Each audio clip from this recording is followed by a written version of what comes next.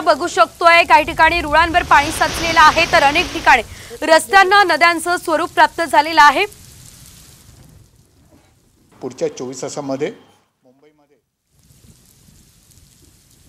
तर पुढील 24 तासात मुंबईमध्ये आणखी मुसळधार पावसाचा अंदाज आहे।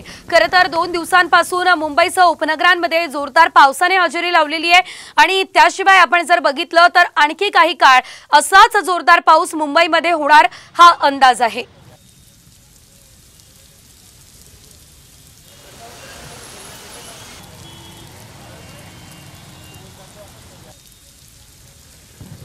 पुढच्या 24 तासांमध्ये मुंबईमध्ये ढगाळ वातावरण आणि काही ठिकाणी मुसळधार पावसाच्या सरींची शक्यता पण हवामान विभागाने वर्तवली आहे। येलो अलर्ट आहे मुंबईसाठी।